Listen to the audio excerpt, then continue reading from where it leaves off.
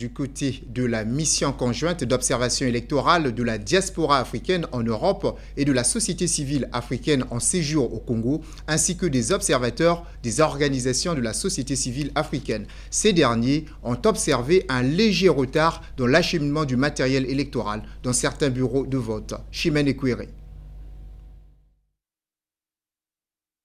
Venue au Congo pour la supervision du processus électoral, la mission des organisations de la société civile africaine, qui a dépêché 4 observateurs, a rendu ce jour son rapport de fin de mission.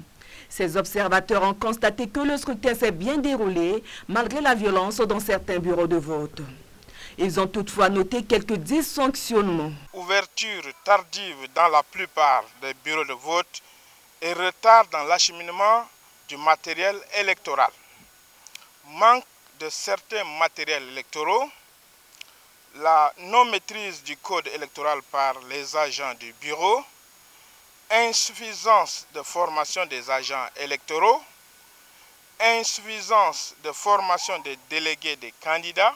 De son côté, la mission conjointe d'observation électorale de la diaspora africaine en Europe et la société civile africaine a apprécié le déroulement du deuxième tour des législatives. Notre appréciation globale du scrutin, le scrutin n'ayant pas été discontinué en général, la liberté d'expression et de mouvement des électeurs où personne n'a subi aucune contrainte, le caractère inclusif du scrutin ayant été effectif en général, et le vote s'étant opéré dans un climat de paix, de sécurité républicaine, puis tenant compte des divers aspects importants de la phase de dépouillement qui a été effectuée selon les dispositions électorales en République du Congo, ainsi que celle de traçabilité des résultats reflétant la volonté de l'électorat telle qu'exprimée dans les urnes, notre mission atteste que le scrutin législatif du 5 août 2012 en République du Congo s'est déroulé selon les standards internationaux de manière régulière,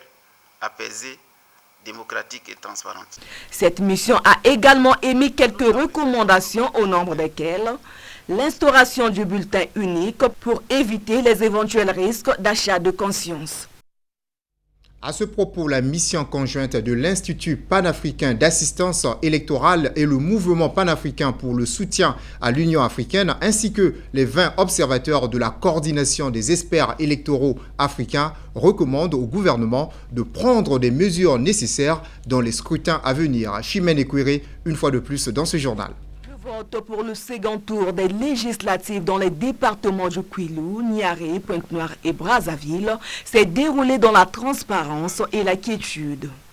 C'est ce qui ressort du rapport publié par la mission conjointe de l'Institut panafricain d'assistance électorale et le mouvement panafricain pour la paix et le soutien à l'Union africaine. Nos observateurs ont assisté à certains meetings des partis politiques et des candidats indépendants où ils ont exposé et défendu leur programme de société. La campagne s'est déroulée dans un climat plus apaisé par rapport à celle du premier tour. La mission conjointe a noté que la gestion des phases de dépouillement, de décompte et de pointage des résultats ont été faits de manière transparente et collégiale par tous les partenaires présents dans les bureaux de vote en présence des observateurs nationaux et internationaux. Les 20 observateurs faisant partie de la coordination des experts électoraux africains ont salué aussi la bonne tenue de ces élections. La campagne électorale qui a permis aux candidats de décliner leur programme politique à leur électorat s'est déroulée dans un esprit d'apaisement et de convivialité, à l'exception de certains qui ont bien voulu tenir des propos discoutoires. Tous les bureaux de vote visités étaient accessibles. Le matériel était de bonne qualité et en nombre suffisant dans tous les bureaux de vote visités. L'acheminement du matériel électoral dans la quasi-totalité des bureaux de vote à l'heure légale, à l'exception de certains centres de vote où le matériel est arrivé avec des retards considérables. Ces observateurs ont recommandé au gouvernement de prendre les mesures appropriées pour garantir la tenue des scrutins à venir dans un climat apaisé. Dans le même chapitre, le Forum de la société civile pour les élections libres et transparentes a couvert les élections dans les 12 départements du Congo. Il souligne le climat apaisé de la campagne électorale, mais déplore le faible taux de participation. Le point avec Jean Bataladjo.